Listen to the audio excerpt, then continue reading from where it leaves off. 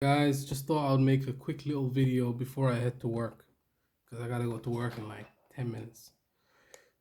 Yeah, man, I work at some fucking supermarket. But, anyways, besides the point, that's besides the point. Let's get into the video. Here's why I would never go to Somalia. Like, I would never go to Somalia. Ever. Like, not even for a vacation, bro. Like, I've been to Somalia before. I was there for 6 weeks in 2014. I went with my mom, I went with my sister, and who else?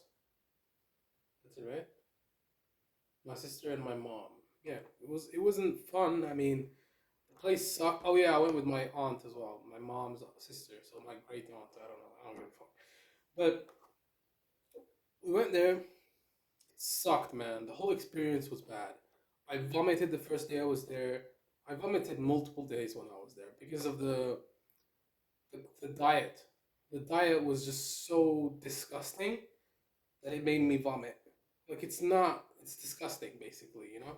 There's no other way to put it. I don't want to mince my words or try to make the truth more sweeter, and I'm just gonna tell you guys the real. But and I know I'm gonna be told that I'm a hater and that I'm not a good person because I'm talking shit about my own country where I'm supposedly from, where I am from. Because every time people ask me a question like, "Where are you from?" Of course I'm gonna say Somalia because that's my roots, right? But do I necessarily feel proud of my roots? No, I don't, man. No, I don't, bro. The older generation fucked Somalia up for us completely. Just like my father, he fucked it up for us. He honestly he fucked up the country for us, and his father fucked up the country even more. So our grandparents fucked us basically and fucked Somalia, and then my parents fucked it even more. That's the reality, bro. Like we have to understand that they're to blame for the tribal problems in Somalia. Our parents are to blame for the tribal problems. Our grandparents are to blame for the disintegration of the country because they're the ones that caused the war. They're the ones that caused all these problems, and they're the ones that fucked the country up because of their own selfish reasons.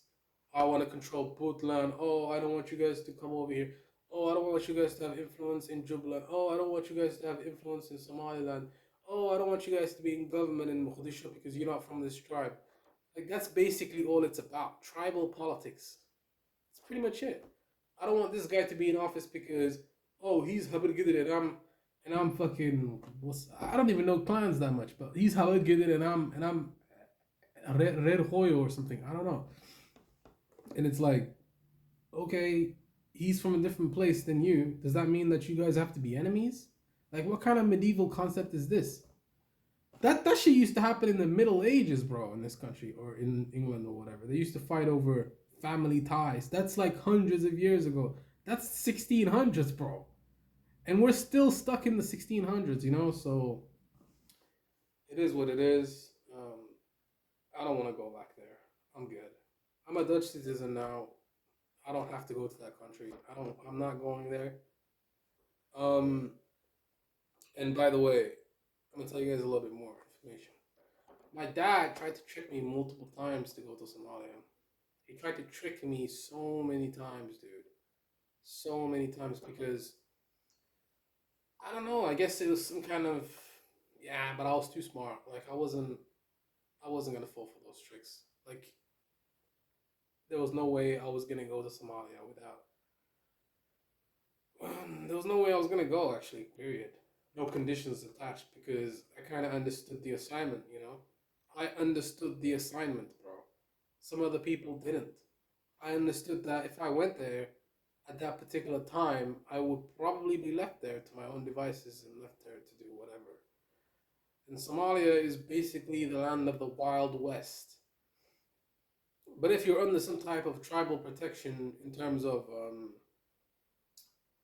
your lineage or your family ties, then you are safe because you have protection from clans in your area. You stay where your clan is from, and then you're fine, right?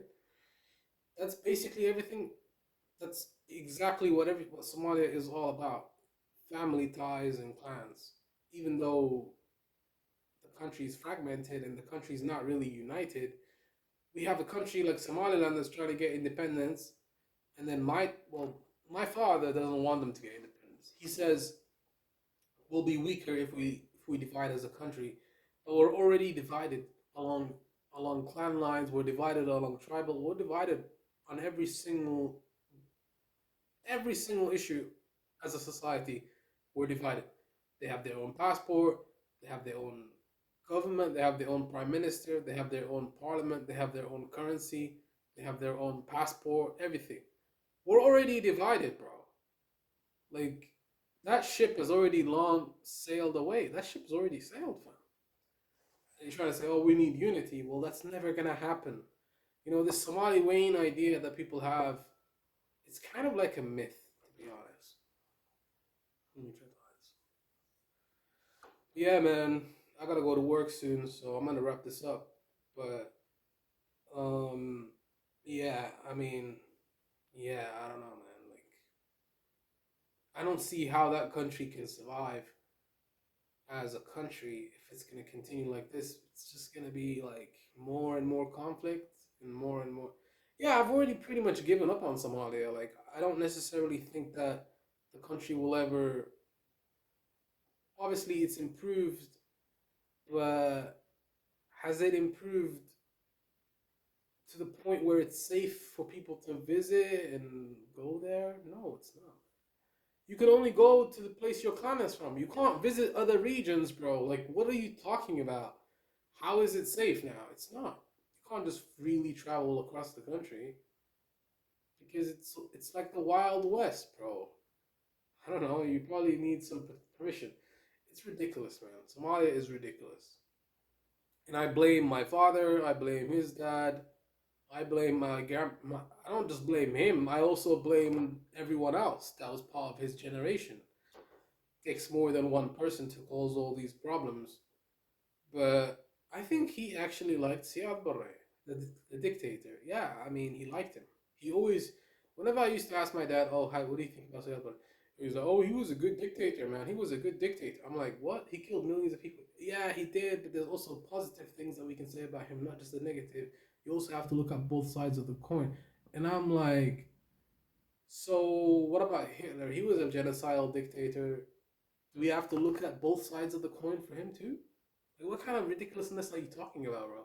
You're trying to justify a dictator being in power and killing so many people just to continue having power?